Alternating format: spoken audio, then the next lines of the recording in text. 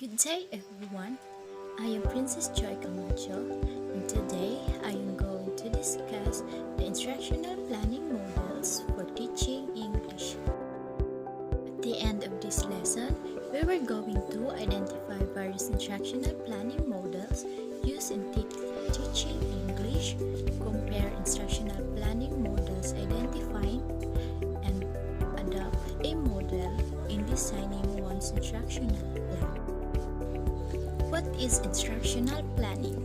Teachers need to know what is instructional planning for them to plan for their instruction.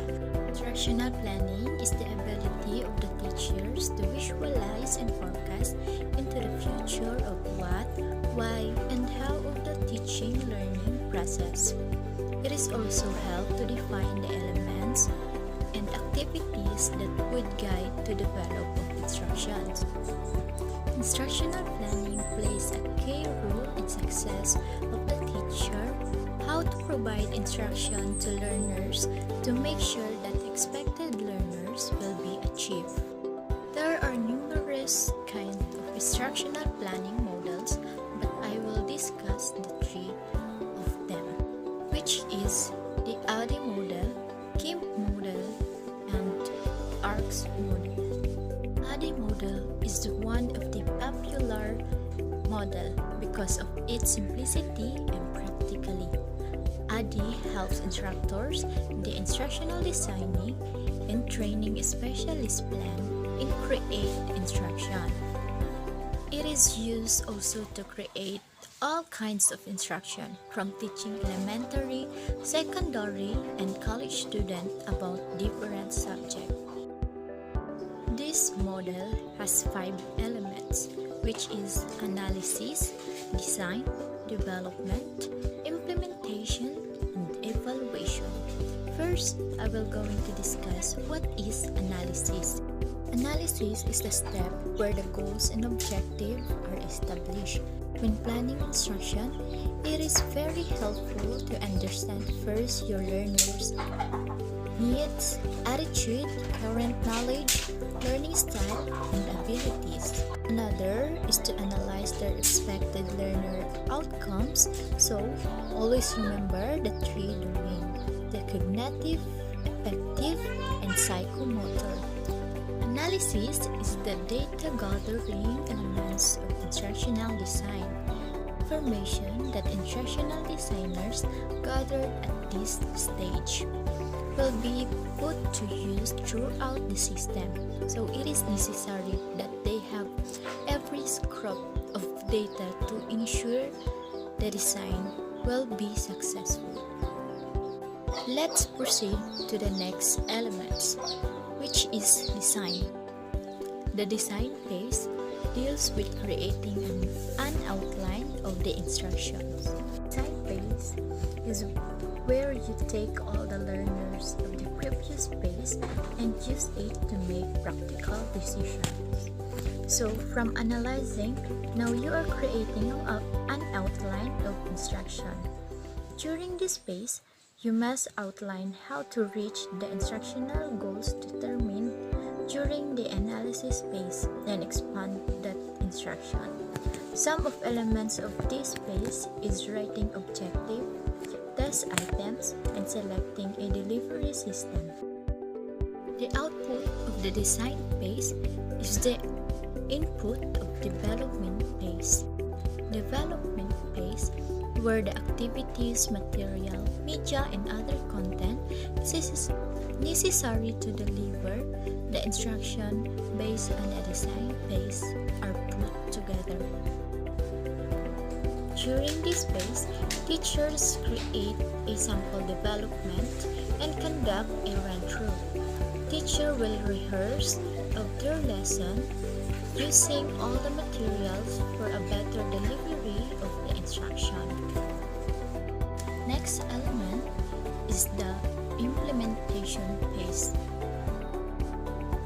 It refers to the actual delivery of the instruction.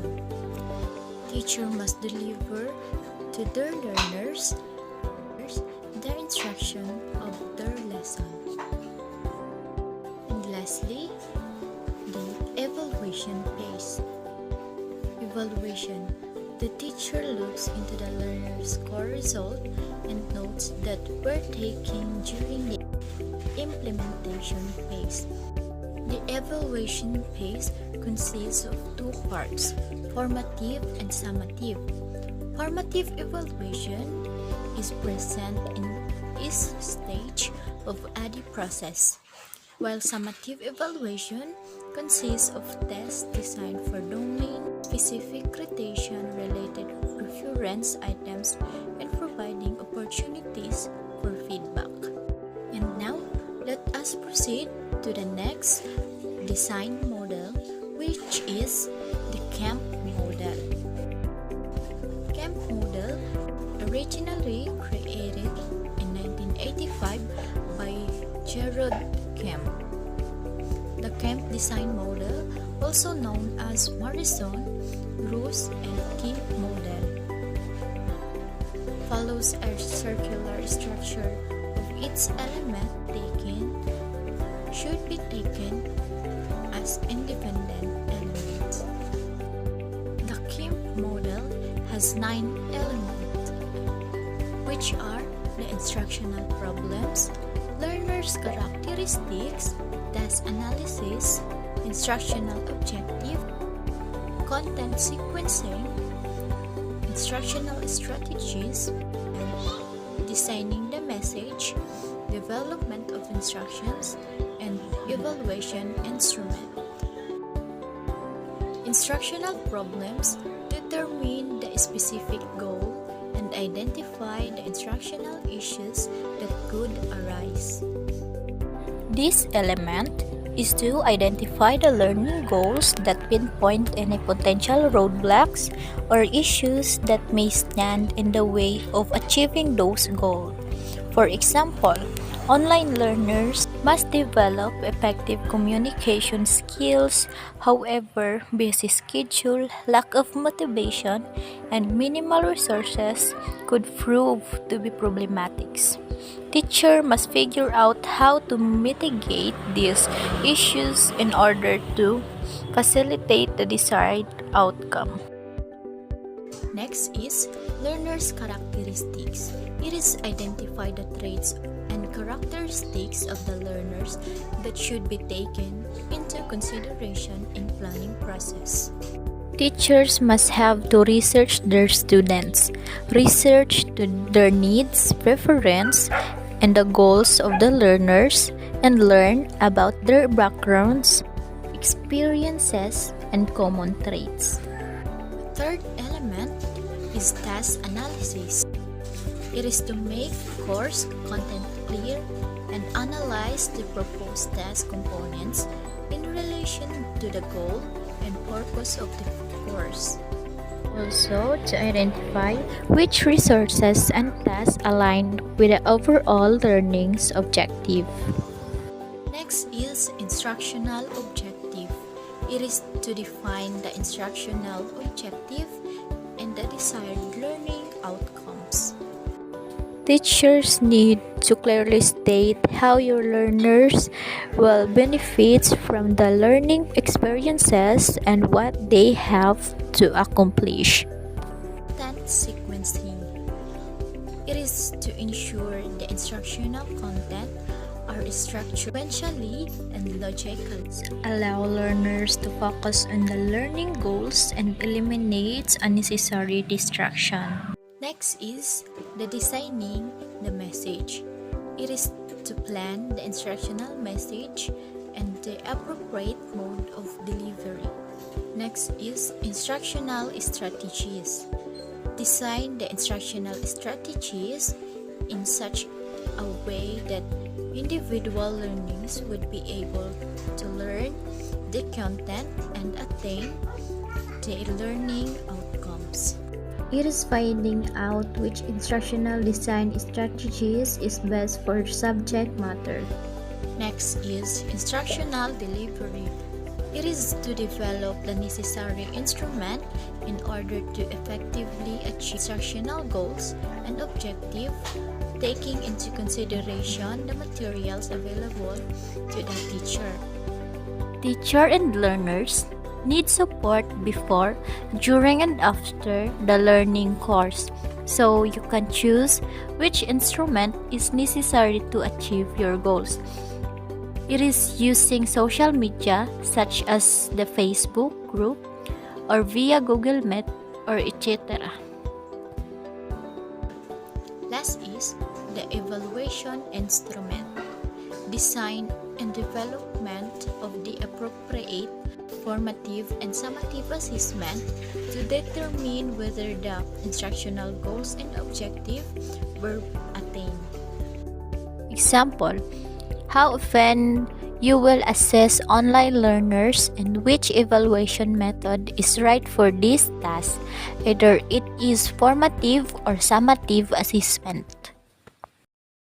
The last model that I will discuss is the ARCS model. ARCS model developed by John Keeler in 1980. ARCS model focuses more on the motivation of the learners, ensuring that they are best engaged during the instrument. There are four motivation stages of ARCS, which is attention, relevance, confidence, and satisfaction. Attention refers to the interest of the learners. This is the critical part of the model as it is the initial hook of the learner's attention. Relevance refers to the usefulness of the learner's content so that the learners could create a connection between it and the real world.